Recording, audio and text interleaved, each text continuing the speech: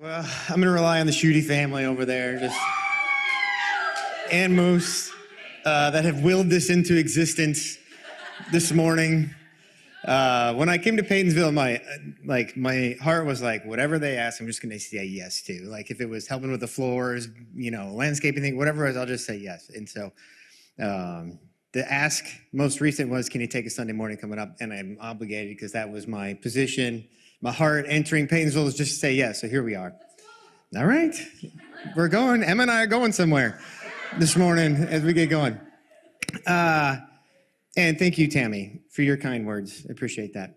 We're going to do a little bit of a journey this morning. I think anytime I get a chance to share, you're just kind of going to pick up where I'm at in life. That's just where it is. If it's an offering thing or I'm preaching on something, it's just whatever I got going on, that's what you're going to hear about.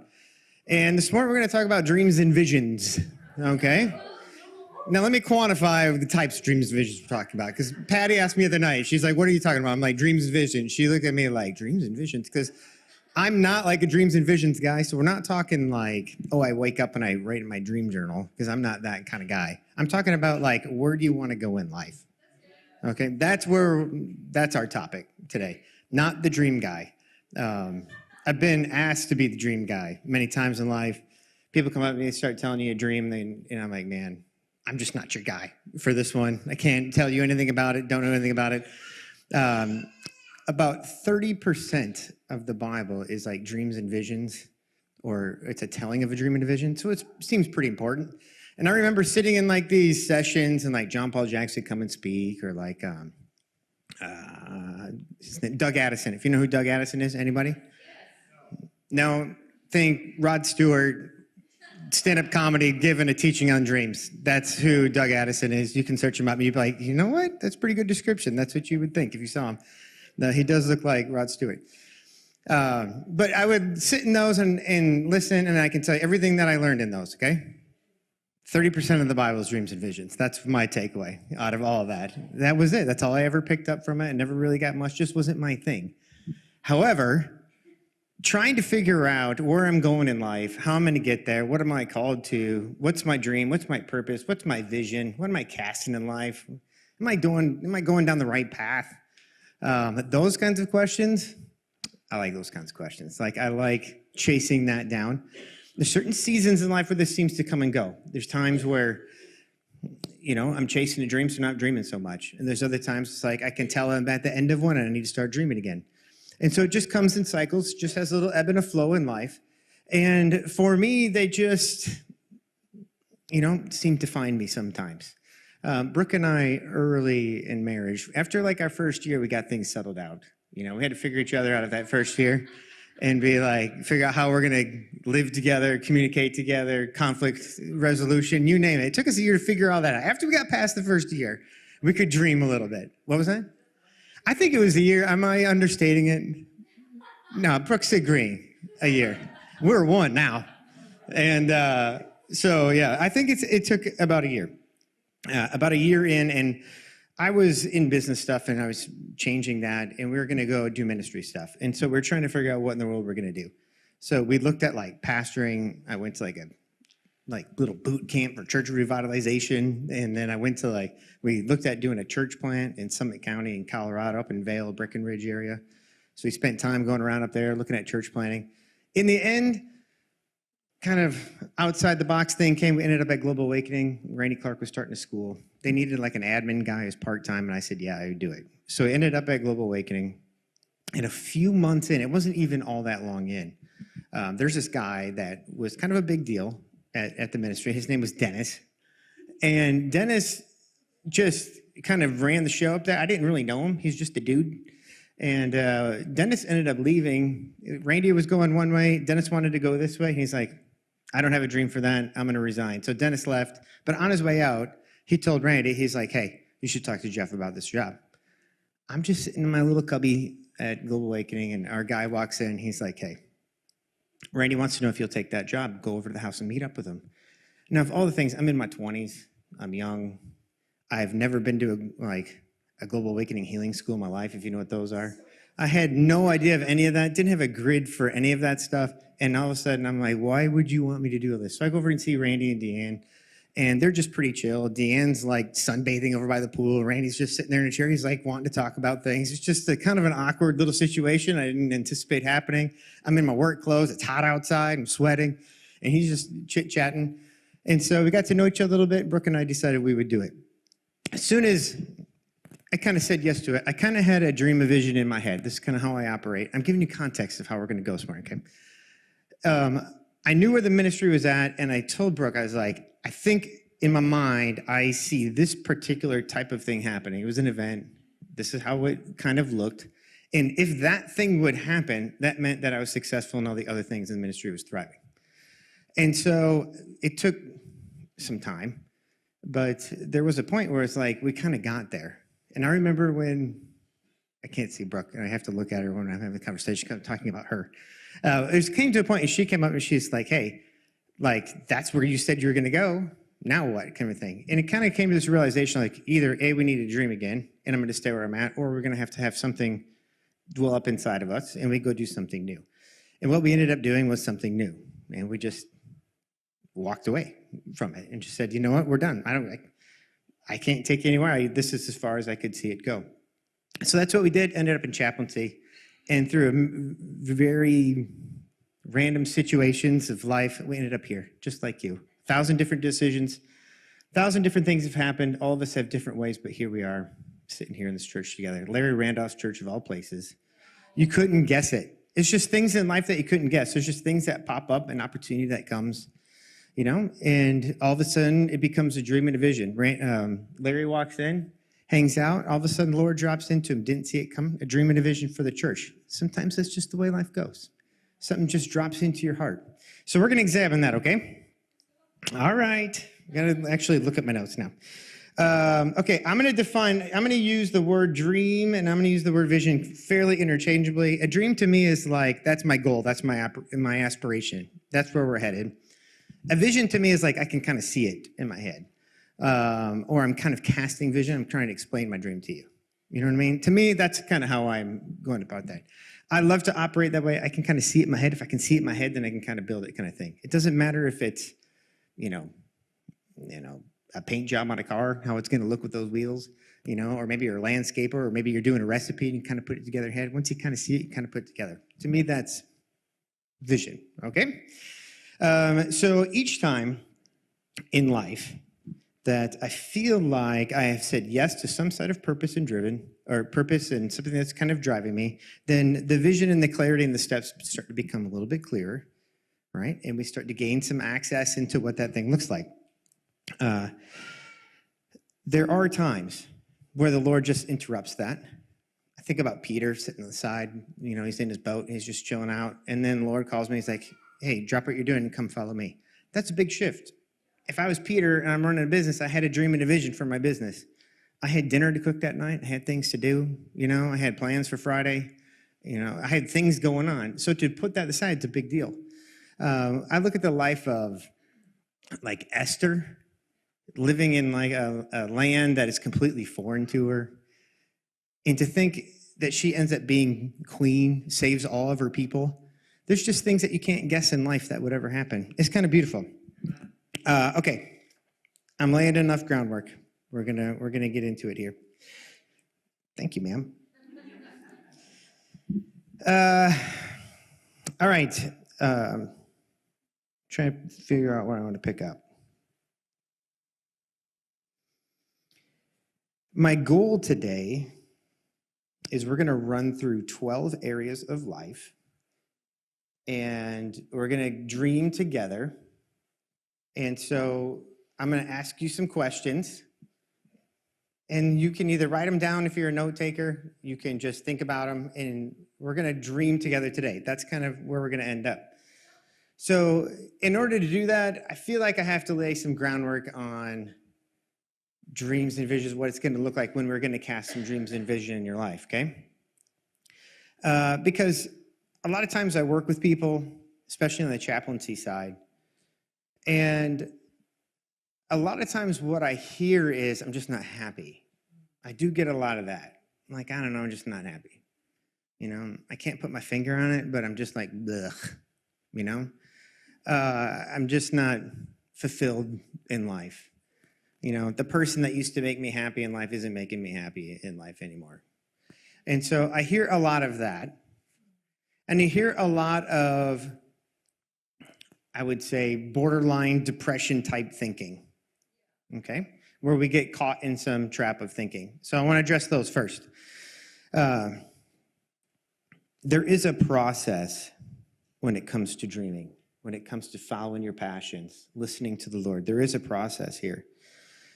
And part of it looks like failing.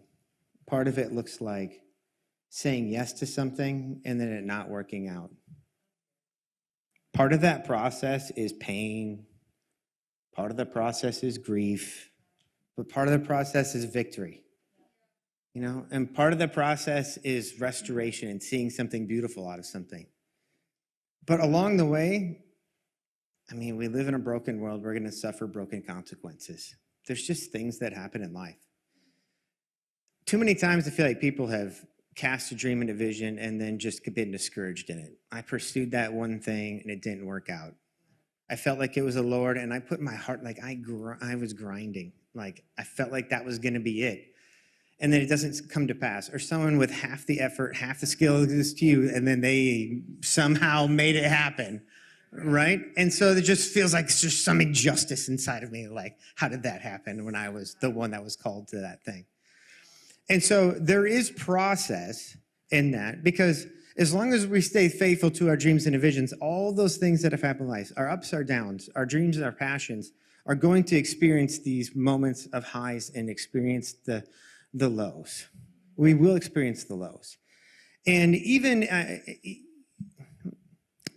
to say that it's okay, like, it's hard to say, like, to someone to be like, it's okay, you know, it's just part of the journey, like, you know, you're going to have bad days, but it doesn't really help when you're having a bad day. Like, when you're in a bad day, you don't really want to hear, like, oh, yeah, you're just having a bad day. Like, there is a process to it, yes, but there's also an understanding that we still feel the feels.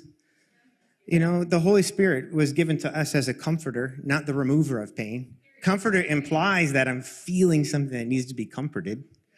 And so there's just a point in life where we have to be okay riding out life and understanding the process. And whoever the camera person is, I'm just a pacer.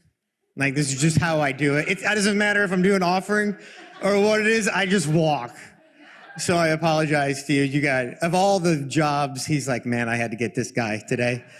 You know, I'm sorry. It's just is the way I do it.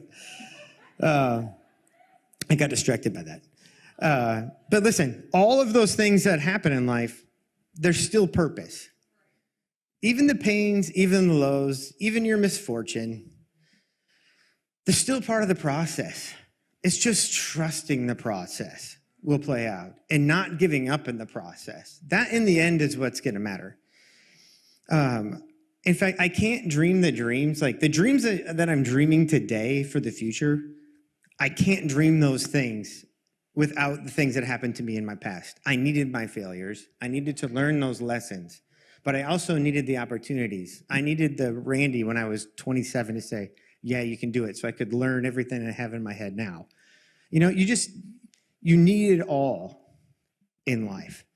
And when you walk it out with that perspective, then all of a sudden a lot more things are possible. I preach the word perspective to people more than anything, because perspective takes everything. Perspective on how you look at the situations you're in drastically matters.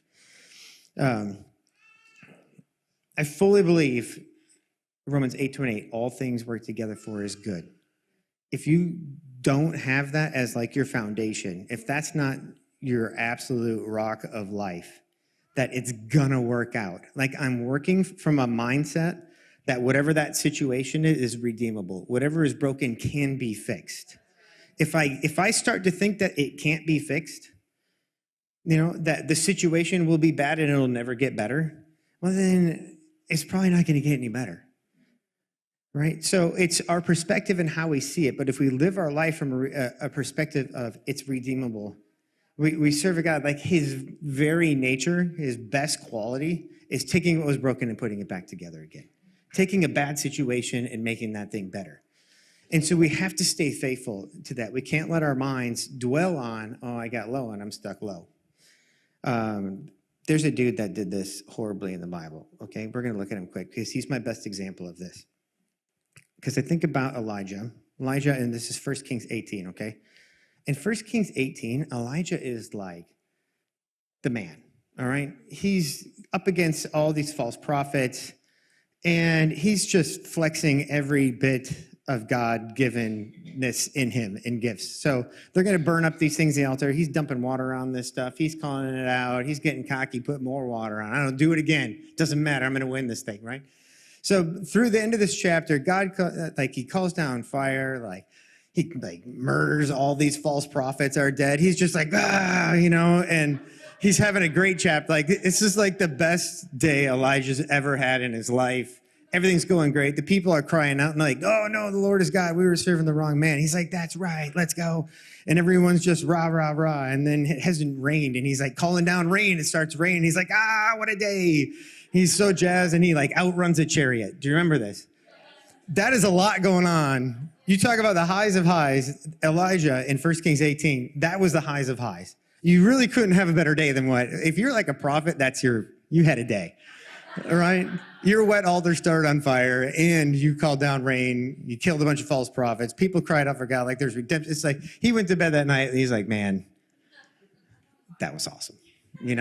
I have reached the pinnacle of Old Testament prophetness. He did it. Okay, but all of a sudden, the next chapter, the dude's under a bush wanting to die. All of a sudden, in a heartbeat, we went from here. And he's like, wait a second, why are y'all trying to kill me now? Jezebel's ooh, I'm going to come and get you.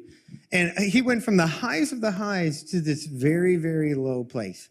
He goes out a day's journey. Honestly, not that far. If you're trying not to be hidden or trying not to be found, I would go more than a day. Now, I don't know what a day's journey is, but to me, I could find you in a day. If you're only one day away, I could have a better chance of finding you. Maybe 2 days, 3 days, 4 days. I don't know. But spread that circle out a little bit bigger. But I feel like it wasn't the best hiding job, okay? Anyways. So he's out there. He's under this bush.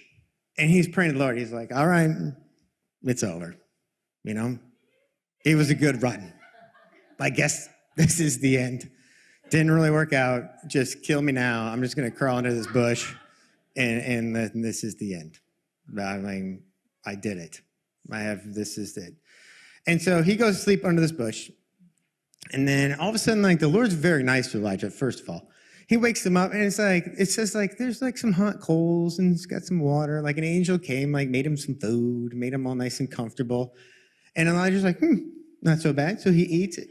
Still, he's like, you know what? Still going to die. Goes back to the bush. I'm still only 1 day away at this point. And so the Lord has to do it again. He's like, ugh, this guy. So he wakes him back up and he's like, all right, here's round 2. Here's some more food. It's just like any of us, or if you had kids, they need a snack. You need to get a little something there. He had a rest. Now you're rested up. Now you get a little snack. Now you can get your perspectives right. When we eat and drink and sleep appropriately, we can regulate our emotions better. We know that. We realize these things. So the Lord's just catering to that. So the angel comes, gives him meal number 2, and he's like, here you go. All right, this is second snack. You've slept off everything. Let's have a little conversation here. Why don't you get a little bit further than 1 day away here? Because we're a little tight here. They are coming after you.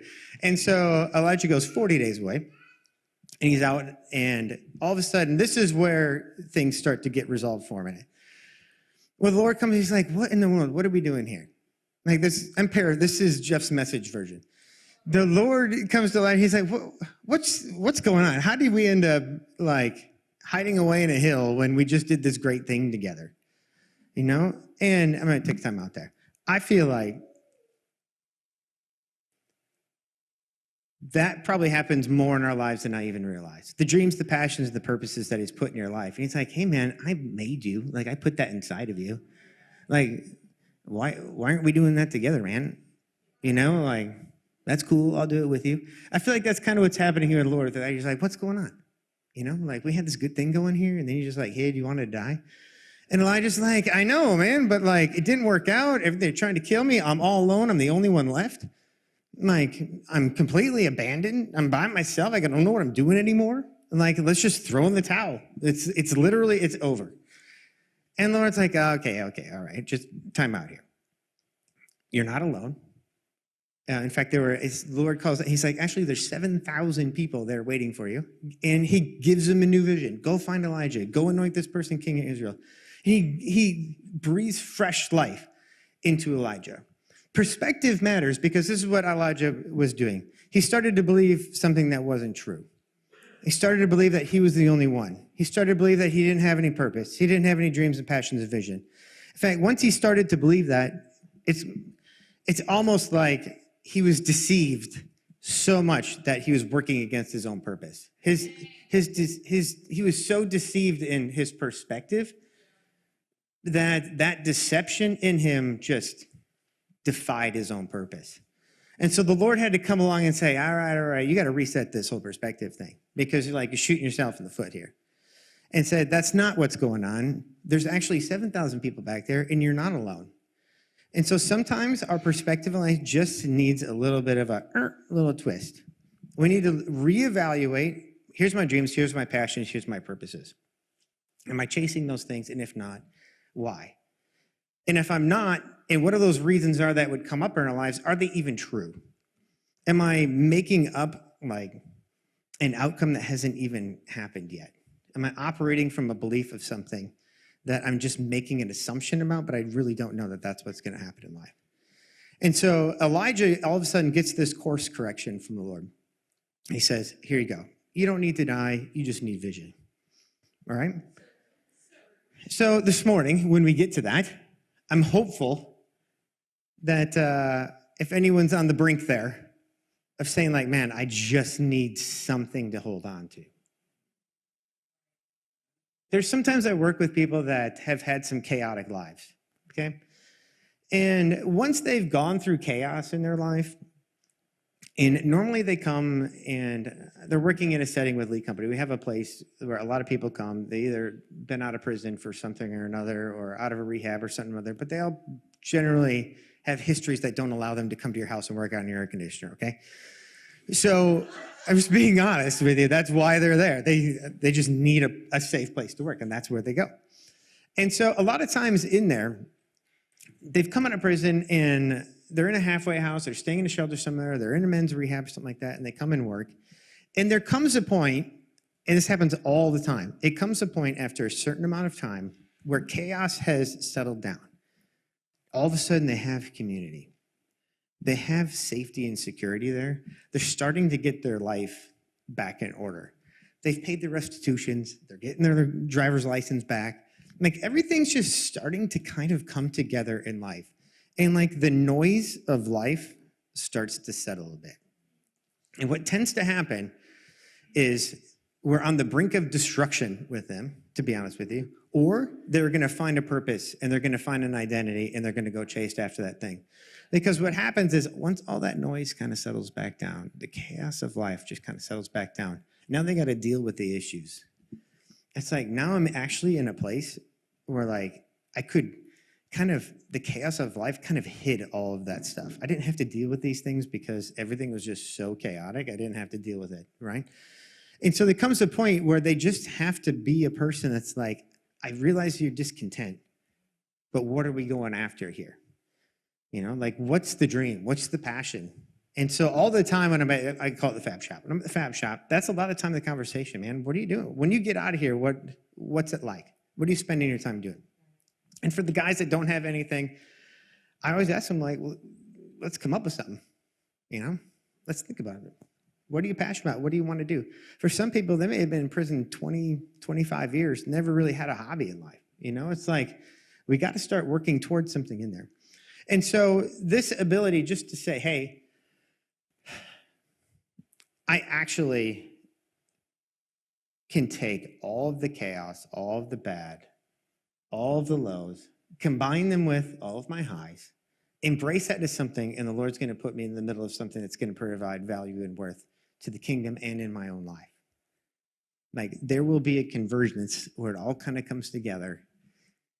If we maintain the right perspective, we chase after it, where all of a sudden there's value in it all. And so now that I'm a little bit older, I'm not like super old, but now that I'm a little bit older, I can start to see where like all of the craziness starts to line up into something. You know, I can see like, man, when even from my teens of decisions then and things that I've learned and lessons with the Lord along the way, testing his voice, is that him or not? Like all those things start to add up, you know? And then all of a sudden I'll find myself in a situation, I'm talking with someone or sitting with someone. I'm like, man, I'm super grateful of all this experience in life, all these little things of making decisions and taking risks that paid off because in the moment I really needed those things. And so it's a perspective issue. Okay, I beat the perspective with like a dead horse. Okay, we're going to move on. We went through Elijah. Okay, so this is what we're going to do. We are going to dream. And before I read it out to you, I'm going to give you, actually, there's two sets of caveats to all this, okay?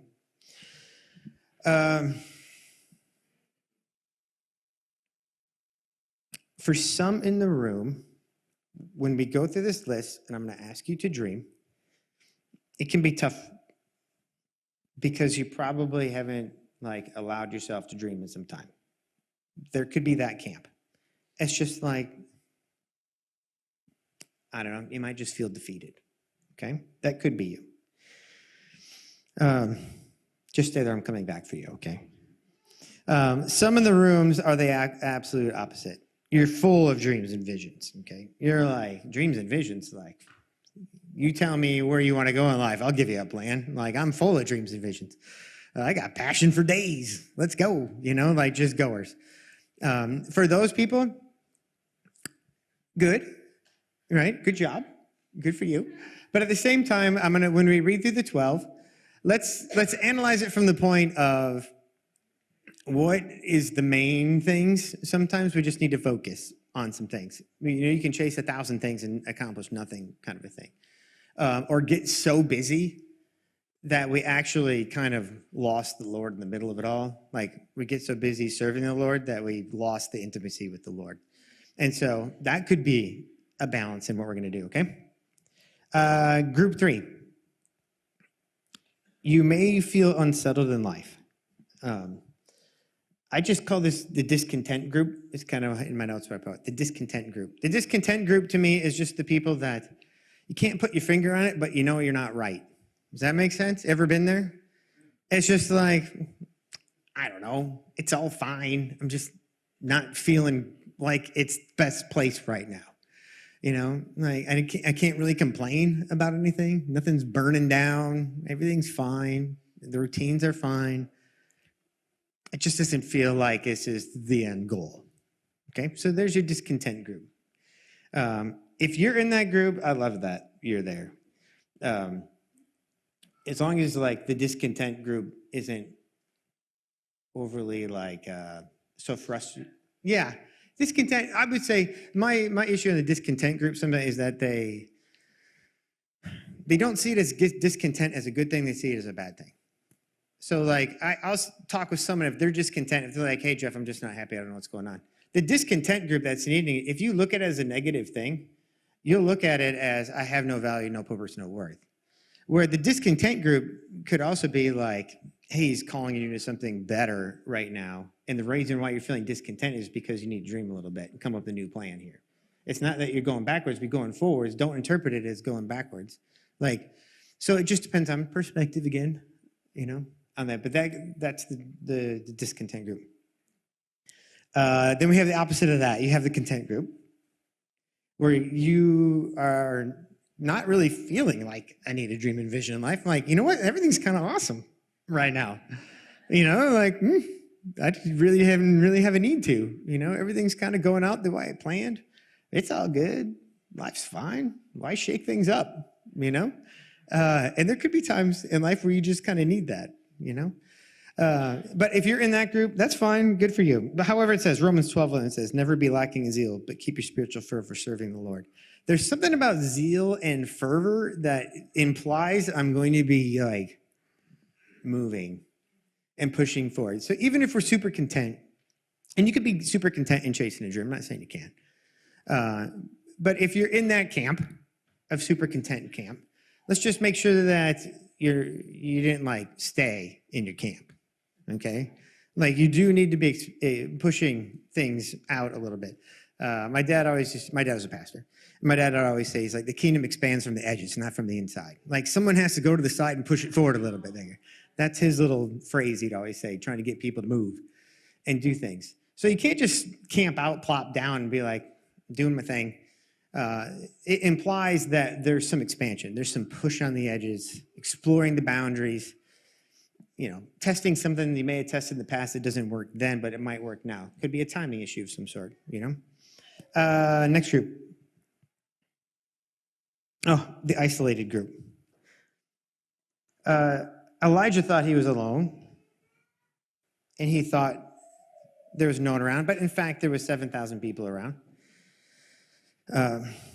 Part of his deception that was he just thought he was alone, and then he made himself alone in that. And so if you're in the group, it's like, I got dreams and passions and visions. I don't have anything to do them with. Like, I got no help. I got no support in life. No one joins in with what I got going on. There is a camp like that. If that's you, maybe that's not true. Maybe it is true and you need to share your dream more. But there's people all around you. We got, 125 of us in here? I don't know. Something like that, let's just say. That's a lot of people in here you can share a vision with. And so don't feel isolated in your dreams, your passions, your purposes. In fact, all of us are so uniquely gifted, you're kind of going to need the person next to you at some point. If you're going to accomplish something big, you're not going to do it alone. And so you might as well just embrace that you're going to have to tell someone your crazy idea at some point. Like it's going to have to escape you and go to someone else if it's going to happen. All right. Okay. There's my caveats, and then I'm going to do this, but then I still have more caveats, okay? That was caveat group number one. This is like, okay, laid the groundwork there. Now, I'm going to give you this list. In fact, it's on my phone. I've had this list. I think I've had it on my phone. I look back, the last time, like I hadn't even edited the note, so to speak. The last time the note was edited in my phone was back in 2017. So that note's just been sitting in my iPhone for quite some time. And I touched it, and so now it's at the top, back up. It used to be I'd scroll to the bottom of my notes, and it's there, and now I modify, so now it's at the top. So over time, it'll push its way back down. But this is just a portion of life. We're going to take a slice of life. We're going to take 12 areas of life, and they're not all like super spiritual areas.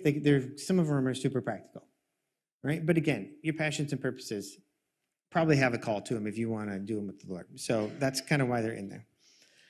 If you're married, I would share your dreams. Like we're going to do this individually. But if you're married or you're in a deep relationship and you're about to be married, I'm looking at you two up there that get married on Saturday. So you kind of need to dream together with your spouse too. You can do it individually, share them individually, but then share them with your spouse too in there. The topic of dreams and visions started to like kind of come back around to me. It's been a couple months ago. I could probably go and look because I sent my wife an email. When it comes to an email, you're laughing at that, an email? Is that funny? It's totally normal to me. I emailed my wife? Yeah. Okay, I didn't even think that was weird until now you say that.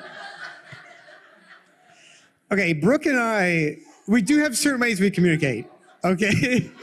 And I tend to stay up really, really late, okay? So there are times that it's super late at night, I'm doing whatever, I'm processing the Lord, whatever, and if there's something on my mind, I want to communicate it to it. I don't want to text her because it's going to buzz on her phone. I don't want to wake her up. It's like 1 a.m. or whatever. I'm in the moment and I don't want to forget about it because what's going on in the moment, I probably can't replicate how I feel exactly the words. So I had to just put it down right away. Does that make sense? I don't know if it makes sense to the Schutte families and our front row peanut gallery here, but an email was the best option I had at the time. I could handwrite it, but I can't even read my own handwriting, to be honest with you. So that provides no value. And if I email it to her, then it's in my Gmail forever. And I can look it up. Right? Okay, anyways. It's like 1 a.m. I sent my wife an email because I was processing this a little bit. And we started to do this whole, this list that I'm going to give you. We started to do this when I was leaving Global Awakening. It would have been around 2015, 2016 range, somewhere in there. We started to just take some time and dream together. And a lot of times we would do it on our anniversary, where we'd be like, okay, you're going to be like, what's our plan for the next year? It was twofold. Hold on, Donna. Let me tell you why I feel like... don't jump to conclusions on me here. Part of it was I needed to know what we were thinking of planning so I could budget for the year. Okay? All right, because that's how I'm wired. If there's something that we need to accomplish in the next year, I'm just being practical with it. If there's a dream and a vision, and you want, we're going to do something to the house, or we're going to take a vacation somewhere, we're going to do something, I better know about that now, because we have to plan for these things. And so that was part of my motivation in it. But just to try to dream it together. So we started doing it then. And it wasn't until just a couple months ago when I was thinking about this. It's early in the morning. And I realized, I felt kind of bad in the moment. And so it was more of an apology email, to be honest with you. I expressed that I loved her. But at the same time, I'm looking at Brooke. But at the same time, I put a little thing in there. I kind of felt bad. I realized all the dreams, the passions, and vision that I had. And I'm a pretty passionate guy. I'm going to go get her, okay? I started to realize, man, I've done a lot in life. We have done a lot. If you know our story, we have been everywhere and done everything. And I started to realize, a lot of those dreams and passions and visions were led by myself, probably. I started to realize, how much my wife probably put aside for those first 15 to 18 years of marriage, where she was just yeah, well, that's what you want to do, let's go. And so, which is great because she likes change. And so it kind of played to her favor too, But I realized that if I'm going to cast dreams and visions, I need to probably include my wife more on that. And so that's my number one thing before we do it on the next set of caveats was, if you're married, dream with your wife. And there, do it individually, share them together, but dream together as a couple. One flesh claw's got to dream together, okay? Thank you, it all came back. Our email's good now. No? The email's okay, all right. Okay, we're gonna do the 12. Now here's the thing.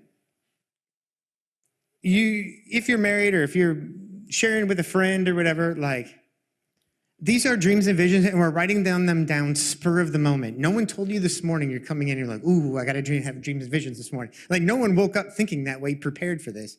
So it's whatever they put down, if whatever they share, it just is what it is. There's no accountability meeting coming up.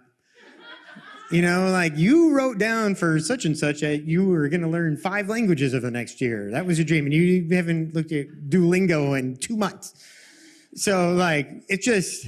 They're dreams and visions, okay? They're supposed to be difficult. They're supposed to be grand, okay? So give yourself some freedom in this.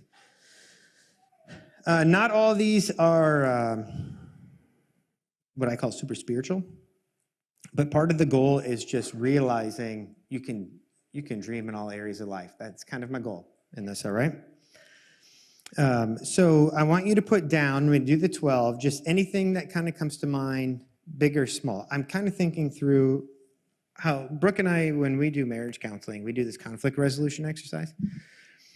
And one of the steps in conflict resolution thing is, whatever the problem is, as a couple, you write down 10 solutions to the answer. You just write down 10 solutions to the answer. Let's say it's what color, you have an argument over painting a wall color, okay? One of the solutions could be, we just tear the wall down.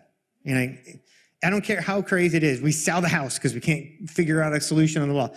Technically, it's a solution, all right? I don't care how crazy it was. They just have to put 10 down. And part of the reason is they start to see what's realistic and what's not as they work through conflict resolution. They work together on it, which is kind of nice. But also, there are times where the outlier solution, actually the idea of selling the house because we hate the wall, was probably the right solution. Maybe it wasn't about the color to begin with. They just hated the house and didn't want to be here, and we need to talk about it. So sometimes the outlier things that you put on, as crazy as they might seem as you dream with God and you do things, maybe actually it comes back full circle and might end up being what you're going to do. And so don't limit yourself on your options here. Just, if you want to build it like a checklist of practical things, that's fine. I do that too, but you can go big, okay? Okay, if you are a note taker, this is your time to shine, okay? Because you can write down questions and you can write down answers. Like if you're a note taker, this is great. I went through college, used one thin notebook, and I don't even know if I had the first pages filled out. You know what I mean? I'm just not a note taker, 5.5 years of college, and that's what I did. I just can't take notes that well. I couldn't read them if I did. So there wasn't much point. I just had bad handwriting, to be honest with you. So if you're a note taker, write them down. If you're like, I'm just going to listen to what you're saying, and I'll just think about it, that's great too. Okay, so however you want to handle it, I'm going to pose a question to you, or just an area, and whatever comes to mind, just kind of dream. Okay? Here we go. First one is adventure. So I'll give you some examples here. If you could travel anywhere, maybe put 3 places down over the next 10 years, let's say. Where are you headed to? Where are you going? You can think big cities, international stuff. Maybe it's just a restaurant down the road. Adventure.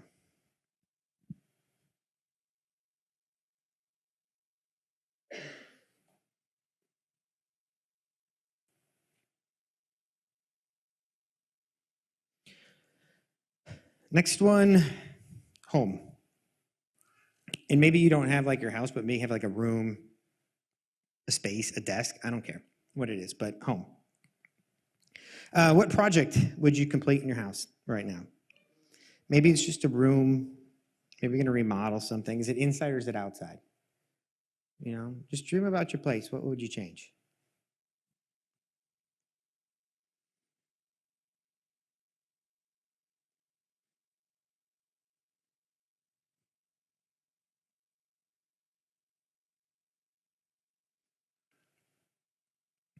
All right, we got the house.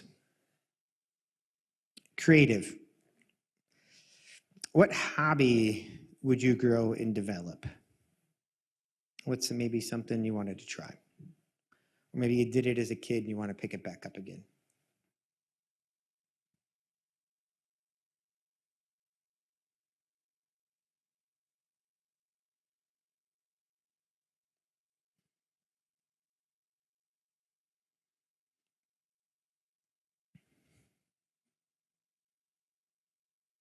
Okie doke. Number 4, physical. What aspect of your physical health, your physical wellness, what's something you want to change or improve? Or setting a goal of some sort?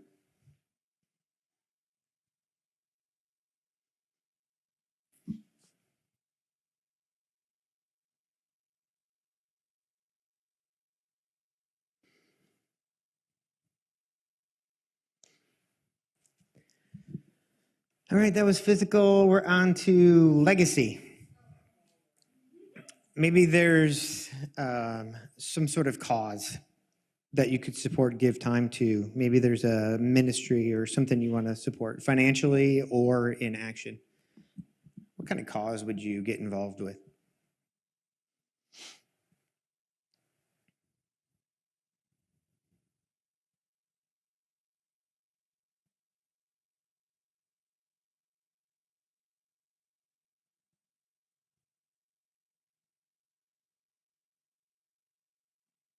We're good? We're moving on. Is my pace okay? Okay. 6 is emotional. What relationship, potentially even, do you want to improve or grow on? Not necessarily a spouse, but maybe it's just someone you want to meet, get to know. What relationship would you work on? You could take emotional anywhere, but that's where I took it.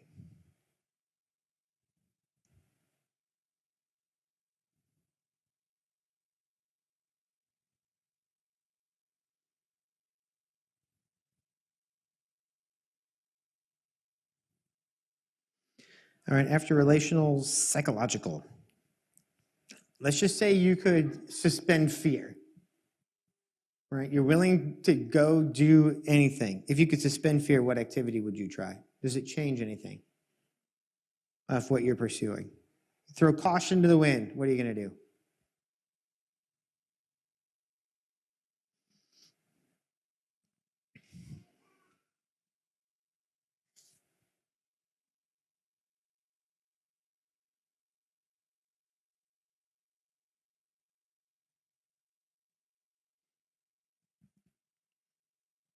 All right, moving on. Intellectual. I have actually language down as one of the examples. If you could speak another language, what would it be? Would you go after an advanced degree, anything? From an intellectual standpoint, where can you challenge yourself? Learn a new skill? What education might complement another dream?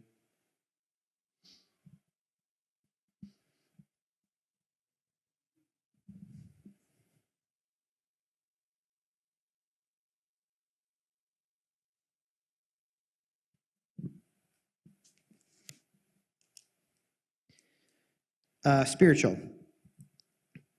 What's your dream now for how you might develop a greater relationship with the Lord? It could be something practical like, I'm going to read the Bible front to back. It could be, I'm going to forgive someone that I couldn't forgive. Like just, what's it going to take?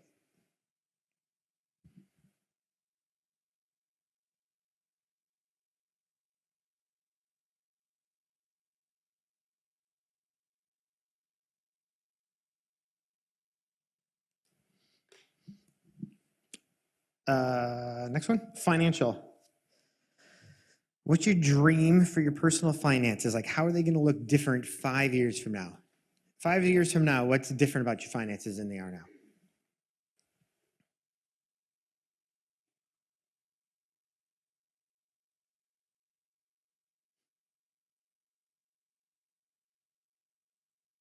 How many wrote, I'm going to stick to a budget in 5 years? Anybody?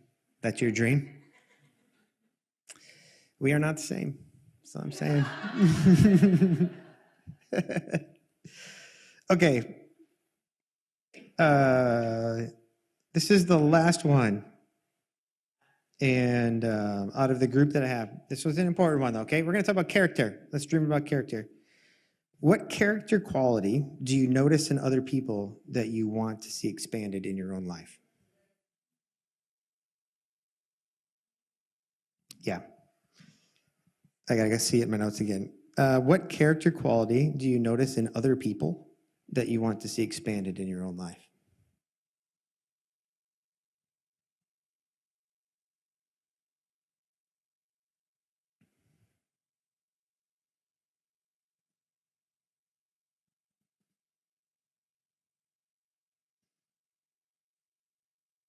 Okay, that's the 12.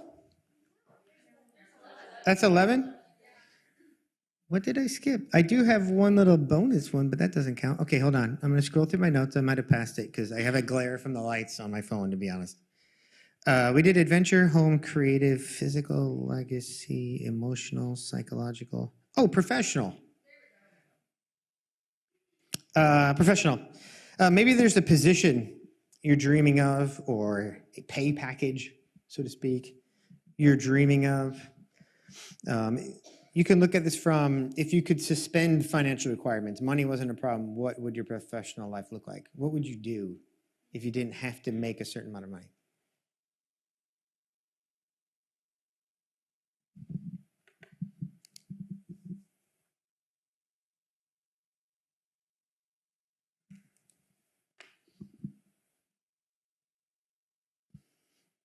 Now, can I say there's a bonus question?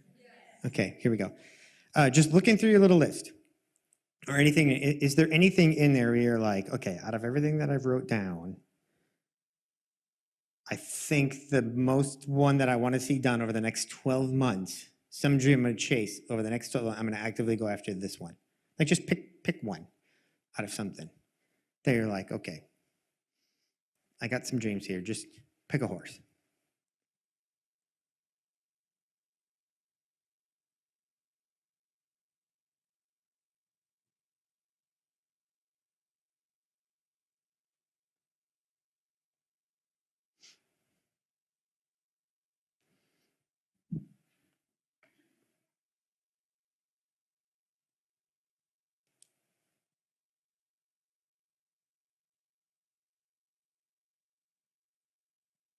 Okay, we're good? Okay.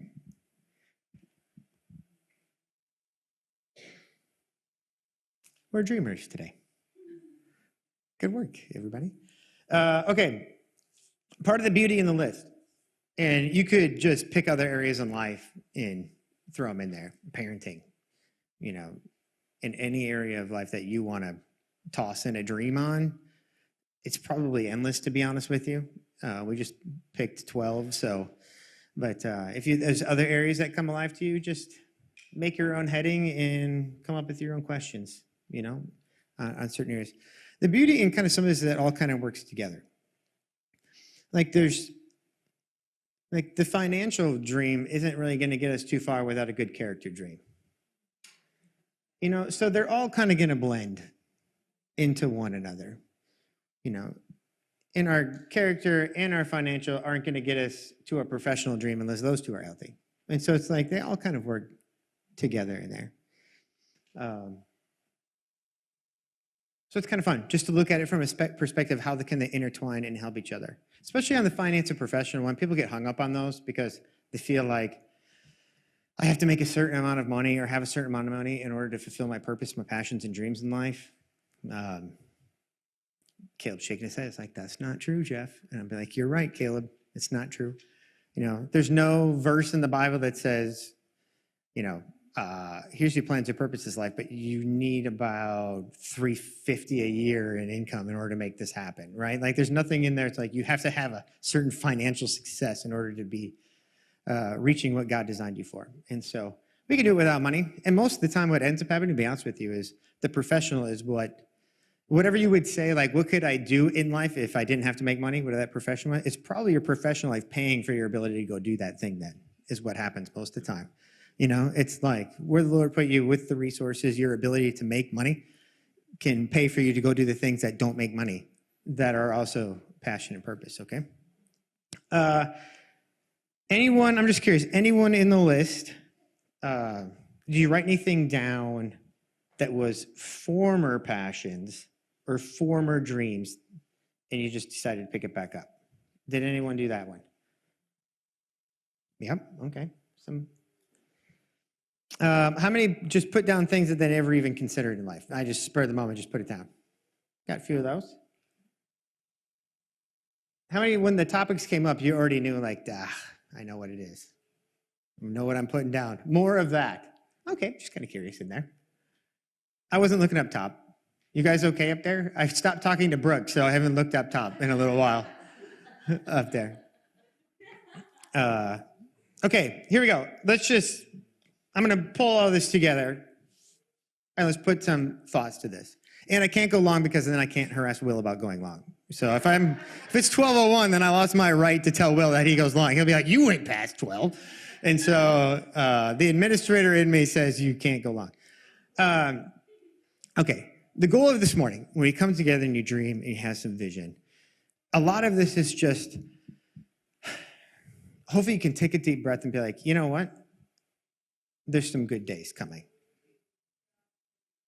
Like, I want you to walk out of here and being like, you know what? There are bad days, but there's good days coming. Even if you're in a bad season right now, there's some good days coming. It's a little chilly this morning, but it's still going to be a good day, okay? So it just depends how you see it, but hopefully you walk out of here this morning and you're like, you know what? I've got some purpose. I've got some plans. I got some things to chase down. I got some dreaming to do. So maybe some of you put it down and maybe it was just an expansion of a dream that you already had. And you can start to look at it from different areas in there. 2 to-dos in here. And this is like all that I ask. And I put at the end of the question, it's like, what's the one dream like over the next 12 months that you could actually chase down? Okay, so I asked you that one intentionally because so we can have some sort of focus onto something that we don't get paralyzed with all the decisions in life. It's like, you type something into Amazon and it'll show you everything that's not what you wanted, even though you know that they're selling because I bought it there before, but they're showing me like all the other options and it just gets paralyzing. Like all of a sudden it's like, I just was going to do this and now I got 1,000 different things going on and I didn't know I needed a 3-in-1 version. I didn't know it existed, but maybe I do need it. So it's like all of these things just kind of get convoluted in life. And so I asked that one with intention because I want you to like pick something to go after over the next 12 months. Be purposeful in this. Just chase down a dream. Like believe you can actually see one of these things come to pass. And the difference is really, really important because if it just lives up here, we can feel like, you know, I have a dream, a plan, a purpose, but if you don't actually pursue your plans and dreams and purposes in life, then technically what definition-wise would be called a fantasy. It's just an idea. It's not real. It's never going to happen. It's just a dream that has no legs. It was never pursued. You know, and so we're not called to that. There's nothing in the word that's going to say, you can just dream, not do anything about it. He gives us dreams, plans, and purposes. He speaks to us for a purpose. And so we got to put some legs to this stuff. You have to be able to say, hey, I got it. I'm going to go. I'm going to do it. I'm going to see what's going to happen. And there are times in life where it feels ultra risky.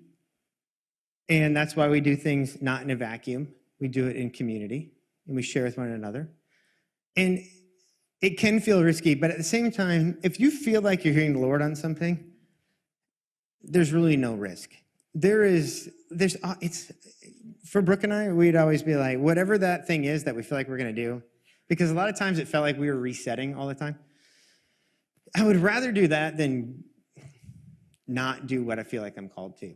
Whatever the outcome of the risk of trying to see if that dream's going to take shape, that whatever that outcome is, win or fail, it's better than staying where I'm at in it. Like I can't just stay here and do nothing with it. I'd rather go and try it and just trust the Lord in the process. And I'm going to learn something along the way if it didn't work out. But even if it like fell on its face, even if I fell on the face metaphorically, I'd still rather be there than better looking over here and not have tried it. Okay, so you have to be able to take some risk in there. Now, you do need to, there's a balance because we have like this charismatic community where it's like, we, can act a little fast. I'm trying to think the best way to say this and not be any offensive. I love the charismatic community, but sometimes I'm like, oh man, you really went all in there. You didn't really talk to anyone. Did you ask a buddy about that? It just seems like, yes, there is faith. And like, yes, and faith is spelled R-E-S-K. I'm like, I get that. But if you're crazy, don't just take risk because you're being crazy right now. Like, take a step back here. And so there is a maturing process in this. But as we chase our dreams, we refine our ear and our heart and our eyes and our purpose. Like it starts to gain clarity in it. And so it's lessons to be learned in life. We've all had them. But then once the next dream, plan, purpose all of a sudden drops in your heart, every so often you're going to catch one that goes in like, nah, that one wasn't me. That one came from the Lord. There's something on that one that I didn't see coming, And so we have to learn to be able to pay attention to those things and not sit idle on these things. Okay, if you don't have, one of the tasks, the other thing, just tell someone about a dream. If it's a spouse, if it's a friend, if it's a parent, just tell somebody. Statistically speaking, if you share your dream with someone, you have a much better chance of having it happen. And so you just need to voice this thing out. Just tell someone. It's like, hey, this was one of the things. You can think about who you want to share it to, but share it with somebody. Just don't sit on this thing, okay? And do it in community with it. If there's anything I've ever learned in life, I've learned I can't do as much alone as I thought that I could do alone when I was younger. And the older I get, I realize I actually need a lot more people and that they're better at certain things than I am. And I can do some things really, really well, but there's other parts that, man, I'm terrible. I'm just not the guy for that. And so you start to learn yourself a little bit along the way, but you need those people in your life to come and complement your dreams. So get them up to speed, tell them about it. You don't want this thing sitting in, and all of a sudden you're like, blow up, and I'm like, I'm going to go do whatever. And like, man, they could have helped process and refine and maybe even sped up and help get you to a successful place sooner. And so trust the people that have been around you a little bit. But at the same time, we're charismatics. If it's crazy, you feel like you got to do it anyways, and sometimes you got to do what you got to do. Okay? I will say that. There is that, all right? It just is part of it, right? I know we're a prophetic place, you know? Things can happen. I think from like a prophetic standpoint, I'm not the kind of guy that shapes my life based on prophetic words, just not. Like the dreams and passions, visions inside of me, I'm pretty well resolved in my head. Like anytime I have something that the Lord speaks to me, if someone else gives me words, it ain't in line with what they're already called into, I'm just like, thank you, you know? But I don't like, should I do or not do something based on like I have to have a word to move every second. I'm just not wired that way. You could be wired that way and maybe you receive that way, then it works for you. I'm not that guy. And so I just don't. It's not that I don't value it. I said, we are a prophetic house, but do it in maturity. And that's part of the beauty of sharing it in there because we are a prophetic house. And so we can tend to move a little quick on some stuff. But it is nice. I don't want to like bash on prophecy. I would say in my, I don't know how long we were at Global Awakening, 10 years, something like that. I've been in more healing meetings, in more like encounter type meetings. I mean, endlessly. And I can tell you out of all of those things, and I had my own health journey along the way through the middle of that. I went through just bad healthies and in the middle of working for like a healing ministry. So it's kind of weird because everyone knows, you know, and so everyone wants to pray for you, make you stand on a certain carpet tile because that's where they encountered the Lord last week.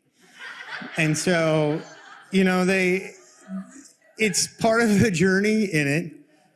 But I would say, even though working in that ministry, and Rainey's ministry is very much has an emphasis on healing and teaching and, you know, words of knowledge for the purpose of healing. Like he's wired that way. So out of all those meetings I've been into, very few of those things shaped like how I do my life right now. They're great and they were experiences. And I'm not knocking, you're gonna sound like, man, this guy bashed on prophecy and healing. But healing to me, because of here's the thing. In my own life, my own analogy, even if I was healed of it today, I'm still going to die one day. At the end of the day, it has value and it's affirming and I love it, but everyone that Jesus healed is still dead. Like, I'm still going to die, right? Prophecy, I'm not saying it doesn't matter and it's not important because he's compassionate and it's valuable and it shows the love of the Father to people that need it, to be honest with you. There's a lot of beauty in healing ministries, or else I wouldn't have stayed there, okay? Prophecy, on the other hand, can... even there were times of things that happened, it wasn't even with me, and that shaped my life, just watching that happen to another person. I got time, because I'm just bouncing my wheel clock. I was at an event, this is the one thing on prophecy that kind of changed a lot for me. Steve Swanson. You know who Steve Swanson is? We've talked about Steve randomly. You hear his name pop up. Steve was sitting on the front row at this conference, and he's just chilling. And there's a prophetic ministry out there, and he's trying to do like a little activation, like little thing. So he says to Steve, he's like, Steve, just pull something out of your wallet. I don't care what it is. Just take something out of your wallet and hand it to me. I'm going to do like a prophetic word with whatever it is that you give me. And so Steve pulls out this picture, and it's of a little girl. Now, Steve doesn't have little girls. He has boys. And so when he pulled out that picture of a little girl in his wallet, I was like, what does Steve have? A picture of a little girl in his wallet? I've never heard about this thing. I don't know. He's never said anything to me. It just seemed odd that of all the things he pulled out, I was like, Steve, you did pretty good. Like, you didn't pull out like your driver's license or something. You pulled out something pretty abstract because I knew Steve fairly well. And come to find out, he gave him this prophetic word about how this person was singing Steve's worship in heaven. And it was just like kind of an odd word to me. Like it was, because he was kind of saying like, if that person singing in heaven, to me, I already put the pieces together, it means they're probably not here. And so Steve breaks down. And come to find out, there was a girl in Steve's life that he was involved with. And when he wasn't traveling, he would go to the hospital and he would teach her a worship song that he wrote or do whatever. And she died from her illness, but he would go and he would just teach her worship songs, whatever. Because, Steve, he wrote a song every morning, wakes up. And so he would just teach her a song. They would sing together in the hospital and do things. And it brought such resolve and closure to this thing that Steve had held on to with this girl about all the whys and what had happened, the plans and the purposes that were for that kid, what he thought those plans and purposes were, the plans and purposes of his own worship, his own actions. Like, there was a lot wrapped up into that. And then all of a sudden the word comes along and it encouraged him in such a way, and it put a resolve to, I'm not going to say the whole word, but it put such a resolve to a season of life that brought him such healing that it actually could free him up to dream again in some things. And so there's beauty in the words. Like, we have there's a lot of beauty in the prophetic in it. And so I'm telling you that because, hey, maybe it is a word that you need,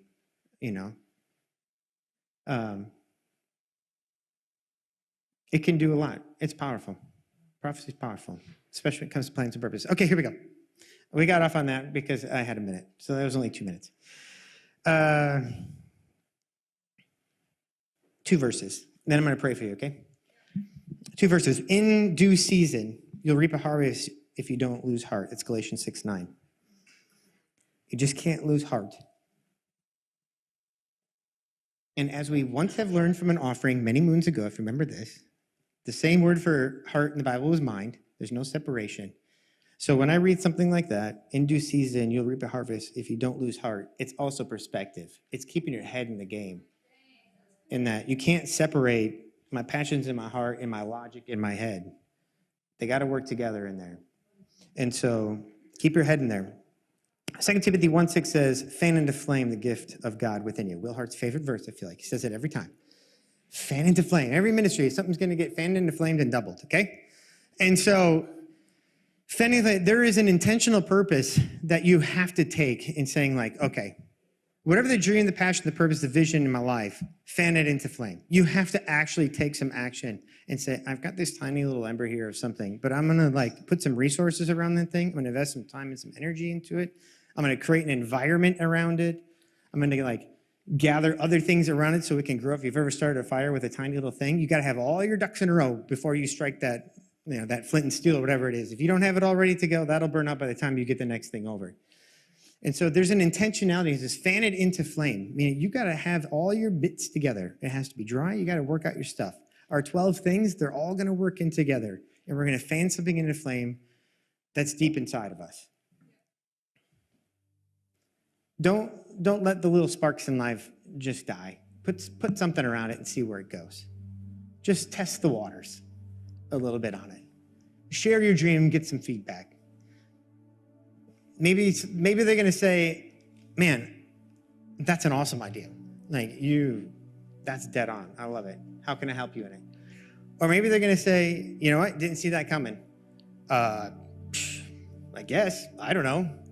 And not really encourage you. Gideon was sitting inside of a little cellar-y looking whatever thing he was in, the threshing thing. The Lord calls him out and says, hey, mighty warrior. Had nothing to do with what he was hiding from being a warrior. And then he was called into the exact opposite of what it was. So even if your dream, your passion, your vision is an opposite thing of what you feel now, the Lord can call you into that. It doesn't matter. He wasn't a mighty warrior, but he was going to be a mighty warrior, right? And so even if you feel it's the Lord's, I'm just not there. I don't have the gifts. I don't have the talents. I don't have the mindset. I don't have the education. I don't have the people around me for it. I don't have the tools. I don't have the resources. I don't have the money. I don't have the opportunity. I don't have the access. I don't have the influence. There's 1,000 things that are up against you when you try to go after a dream and a vision. People have tried that one and failed. I've tried it in the past and it failed. I tried it in the past and it failed and it hurt. I tried in the past, it failed, it hurt. It took all my money and it kept me from doing other resources. Don't want to experience that again. You can come up with 1 million different obstacles that are against you when you try to change or you try to go after your dream and your vision. But in a moment, the Lord can change that. It can happen. As grand or as little as it is, as much of this dream, passion, vision is you as it isn't you, it's possible. You have to fan it into flame. You got to do something with it. All right, let me pray for you. Here we go. Father, we thank you for this morning. We thank you that you are the giver of life, the giver of all the passions that are inside of us. Like, you put it there. All of us are unique, and we need all of us. We thank you for the beauty it is to be able to serve you, to find life, to find passion, to find vitality, to be in a point in life where it's like, I just don't know where I'm going, and you can come in and speak fresh life, a newness of life. You can fix our perspectives in a heartbeat. He can come in and say, hey, you've got a plan, you got a purpose, you got a vision, just hold on. Here's something new to chase. You don't need to give up, you don't need to implode, you just need some freshness here. You need some vitality, you need some life. So this morning, Father, I just pray, breathe fresh life on these dreams and visions in the room and in my own life. Fresh life in the dreams, the passions, and the visions. Where am I going? What am I doing? What are we doing together? Start to just guide our paths. Give us the footsteps. Put us in relationship with other people to see these things come to pass.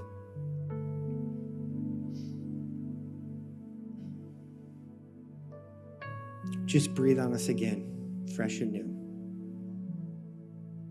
For the dreams and passions and visions that died, we need to pick back up. Just make them fresh again. Put them back on the top of our heart. Give us a confidence and a boldness. Not to look at our past failures and say, I can't do it. It's just, I've tried that and it didn't work. I'm not going to do that again. Give us a chance just to be vulnerable again, just to chase you down and say, hey, Lord, I'm willing to try. Let's do this again. Give us this, just a beauty of passion, the beauty of vitality, the beauty of waking up and saying, you know what, another day of chasing you. Let's see where we go. Another day of learning to be dependent on you. We thank you that when you call us to something, it's not really on me in the end. You're the one that put me there. Like, you share the responsibility with me. Like, we're partnered in this thing. We will win together or we're going to fail together, but we're going to do it together. And there's just such beauty in not having to hold on to the responsibility of being successful in all we do, and the Lord's in the middle of it all.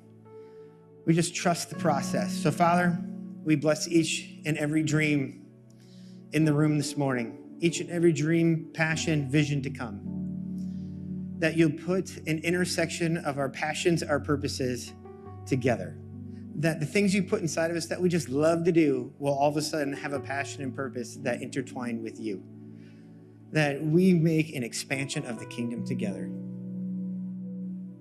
Amen.